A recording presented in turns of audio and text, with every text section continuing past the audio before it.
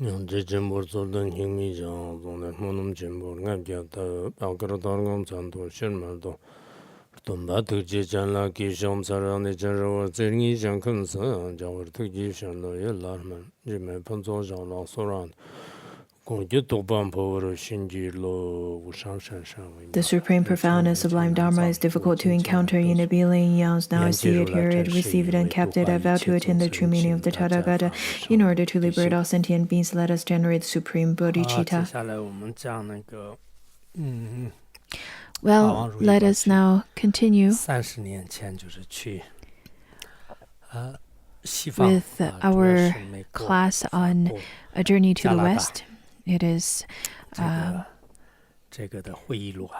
journey that Phuntsog Rinpoche took 30 years ago to give teachings to the West, to the United States, Canada, and France.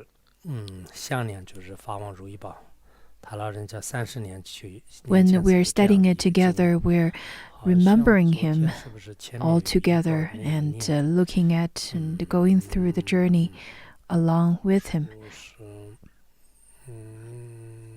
I was told that I missed a part yesterday, so I will reread it to you. It was from last time?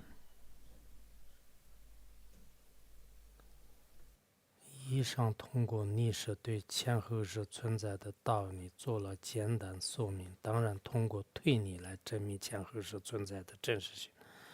佛教经章有很详细的解释，但在这次呢，就是不就我就不光说了，好像念了吧。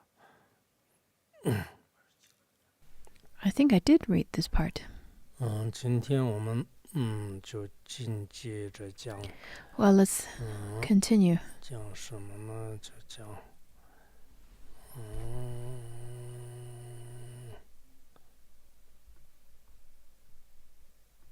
对，这个地方。就是前面讲那个密法，就是讲密法的话呢。实际上，法王就后面也稍微说明了一下，就是因为他这里 earlier we studied the Vajrayana part of it, and over here, Phuntsog Rinpoche started to talk about the gradual path that Milarepa took. He was going to talk about the Hinayana and then Mahayana and then Mantrayana path, but because some of the audience were not practitioners and they were not even Buddhists, so Phuntsog Rinpoche hid some of the actual practice of the Mantrayana teachings. For most of you, I truly wish that you can follow a gradual path to complete all necessary stages in your Dharma practice, and Justin Milarepa is such a perfect example in this regard. In the past, the Buddha Dharma originated and flourished in India. 这个中间从13世纪一直到这个18世纪的话呢，就基本上都已经 India all the way between 13th to 18th or 19th century Buddhism perished, and not even the Dharma withered. Even some of the architectures are destroyed or hidden. Now, different schools of Buddhism, Tibetan Buddhism, Southern tradition of Buddhism, and different traditions are currently also reconstructing certain sites, and they're contributing in synergy. And then he continued to say that now, as Buddha himself prophesied, all fundamentals and essential Dharma teachings have been well preserved in the snow land of Tibet, where the continuity of a complete transmission has remained unbroken until now. Therefore, it is beneficial for you to sincerely respect and cultivate devotion towards those Tibetan lamas who are endowed with great compassion and possess the transmission of these precious Dharma teachings. Now, one thing to emphasize over here is that the lamas who are endowed with great compassion and possess the transmissions of the precious Dharma teachings. It has to be a qualified teacher. Maybe out of various reasons, especially historical reasons, that there are great masters who come to the West to give teachings, especially the ones that we mentioned previously, His Holiness Gyalwa Rinpoche and Kinsen Rinpoche. They're indeed not just mundane beings. They're great bodhisattvas manifesting in this world, and then came to the West to give teachings. And then Gyalwa Rinpoche, Jigme Rinpoche, and many great lamas who benefited the local people. Ponzo Rinpoche were very satisfied with their propagation of Dharma, and he said to them that what you've done over here are really beneficial. However, it indeed is because they had not received the systematic education of Dharma, so their teachings they don't give as much teachings. But because of their compassion and because of their skillful means, they indeed had benefited the local people. 没有佛教就是跟非洲可能就是差不多就是这样的。荷兰呢就是藏传佛教和还有一些其他的这个特征的佛教，慢慢在那里呢就有了这个佛法。 North America, Buddhism is quite rare, maybe very similar to the now Africa. But slowly, Tibetan Buddhism and other kinds of traditions slowly came and propagated Dharma teachings to these lands. This time, we also have a few Dharma teachers who try to give Dharma teachings to the to the land of Africa. This time, I haven't heard any of the Khenmos planned to go to Africa. One Khenpo over here said that he will follow the instructions, whatever we want him to do. And then he said that his parents are home, and if he were to go to Africa, what if his parents pass away, and so on? Of course, I understand that. Some Dharma teachers indeed have concerns from various aspects. Those places that do not have any Dharma, in fact, the beings living there are suffering a lot. But because the beings are suffering so much, it would be better for the Dharma teachers to go to those places and propagate Dharma and to make Dharma flourish. And the merit would be far surpass where the Dharma is already flourishing. Even by giving them a simple mantra, like Avalokiteshvara mantra, the merit would be great. So whenever the opportunity presents themselves and when you have the causes and the conditions matured, I think it would be better for you to pay attention to the places that do not have Dharma yet. People of different ethnics and people of different nations, it would be difficult to make those causes and conditions, to have those matured causes and conditions. So I think that when such opportunities that's so difficult to present themselves. When we have those opportunities already, we should try our best to benefit those beings. And even if you do not succeed to help them, that is still fine. Because when we look at the worldly merging of companies or making financial investments and so on, 70 to 80% of them are bound to fail. But people who do them are still alive. So as a Buddhist, when we try to benefit sentient beings, it's different than those who make financial investment. Even if we do not fail, it is nothing that we should feel ashamed about. But maybe by you going there slowly and slowly, you would present opportunities to those beings. You would plant the seeds for them to mature. And then for those of you who have already aspired for the Mahayana Bodhicitta, we need to have the courage to go to places where the Dharma is not flourishing, where the materialistic provisions are not so abundant, and try to plant the causes and conditions for people to make connection to the true Dharma. So over here it says that it doesn't matter, Penor Rinpoche continues to say that it doesn't matter which teacher you follow, as long as he or she is qualified to give you the Dharma teachings, you will benefit. They will definitely bring you no harm but only benefit. If you think of these masters in the United States, they have expounded the Dharma teachings and bestowed upon you the precious instructions of actual practice, all of which bring you tremendous benefit and happiness. This is obvious to every one of you. Therefore, when you have opportunities to serve them, for instance, when they come to your area, you should truly show your respect and devotion to whomsoever you can meet, and do whatever you can to meet their needs. Your Rinpoche shared the same Dharma lineage with us. If he had not come to this country, although there are also Tibetans living here, it would not be so beneficial to both you and others, because these Tibetans are not experts at the Dharma, and even worse, they themselves have created much negative karma through their thoughts and behaviors. And there probably Penor Rinpoche pointed to some unqualified Dharma teachers who created negative results.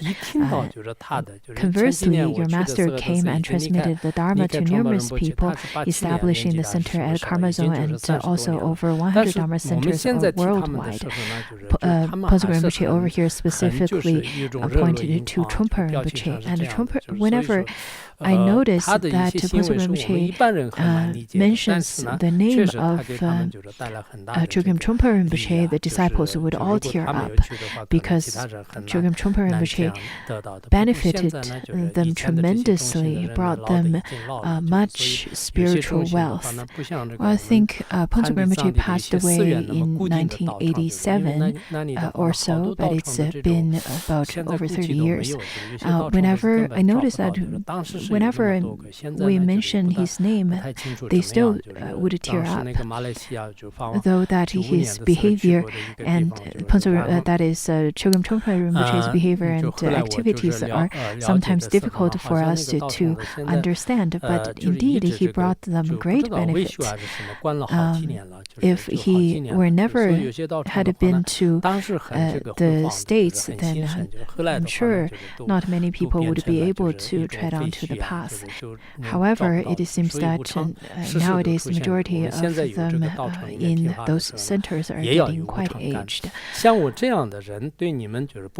1995, when Penor Rinpoche went to one center, not so sure if that center has been under construction or maintenance or something. It's been closed for a few years. Unlike some of those centers back then were flourishing and quite prosperous, but now it seems that it's withering, and some of them cannot even be found, and this is really just a sign of impermanence. Now that we're listening to the Dharma teachings in certain centers, we should uphold that feeling of, we should understand and remember impermanence at all times. Then Penor Rinpoche continued to say that someone like me can hardly bring you great benefits, because I'm already very old and also seriously ill. Other than this tour, I do not think I can come to the United States for a second time, so I cannot help you too much. However, there are already many masters living in this country, which is certainly a result of your own merit. Penor Rinpoche pointed out that it would be very difficult for him to go to the United States again, and he was ill and various kinds of conditions. Even back then, to fly all the way from Tibet to the United States, the conditions are difficult to meet. For example, to get a passport, the visa, and then to gather the fees for the to commute all the way from Tibet to the United States. Even the flight tickets cost so much that people were very much surprised after we came back and told them. And then he continued to say that since there are still great masters living in this country, therefore each of you should devotedly serve them and put their teachings into your practice. Not only me, most Tibetan lamas have difficulty traveling to the U.S. all the way from Tibetan regions in China because it requires many favorable conditions and assistance from a Tibetan to travel abroad from China. Meanwhile, I hope you can venerate those lamas who have left the land of Tibet and now live in India and elsewhere, because you also have close connections to you. There is no need to mention all these teachers of Kagyu lineage in India, since you follow the same tradition of them. Currently, we have Gyalwa Rinpoche as our spiritual leader in Buddhism. He is the true incarnation of Avalokiteshvara, the noble Lord of the world. If you have the opportunity to see him and listen to him in person, please do not hesitate to do so. Any connections with him has a significant meaning to you because it brings you vast benefits and results. Also, I have learned that His Holiness Penor Rinpoche plans to return to U.S. next year. He now lives in the southern part of India and has been recognized as the supreme head of Nyingma lineage. I myself am just a negligible teacher in his dharma lineage, while Penor Rinpoche resides over hundreds of monasteries in the land of Tibet and has educated a great numbers of monastics in India who can be seen everywhere in this world wearing the monastic robes. Such an astonishing guru is very rare in this day and age. It indeed is very difficult to cultivate such a great large monastic in India. No one else could surpass him. It is very rare to see. Penor Rinpoche is of a high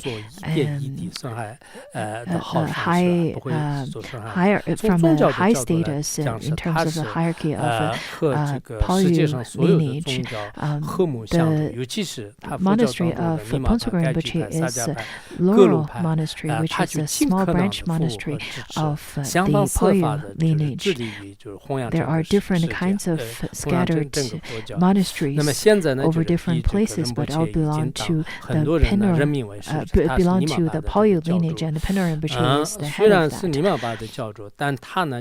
So speaking of his personality, he is of a compassionate teacher who solely helps sentient beings and never harms anyone, not even in the slightest.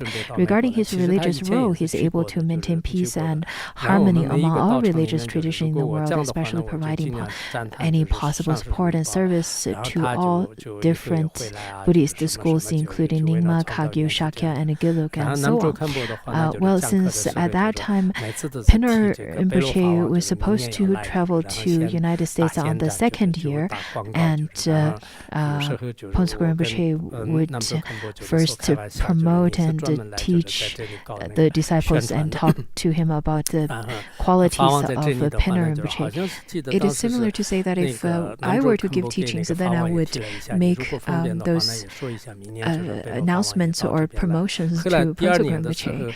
So sometimes I would jokingly talk to Khenpo Namdrol, saying that, well, wherever we go, the first thing you mention is about the Penor Rinpoche. So you're here to make advertisements. And Phuntsog Rinpoche over here says that if such a remarkable lama comes to your area in the future, you must request him to turn the wheel of dharma with your deepest devotion and veneration.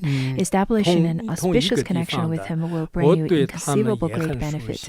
These gurus live in the U.S. nowadays all come from the same place as me, so I'm quite familiar with them. As far as I know, they solely follow the Buddha's teaching and wholeheartedly work for the well-being of others. There is no way for them to do anything harmful to any being. If you can follow their guidance and put their teachings into your practice properly, I will truly be happy for you. I really feel that Phuntsog Rinpoche's teaching is so beneficial and very meaningful, each of those. All in all, I wish that whatever you think and whatever you do becomes the cause of sentient beings' happiness and benefit, and in particular, particular, may you give rise to a kind and gentle heart, Jasidele. He simply says that, may you give rise to a kind and gentle heart, not a heart of the insights of Mahaati or of bodhicitta or anything of that, rather a kind and gentle heart, which is something the Western audience loves to hear.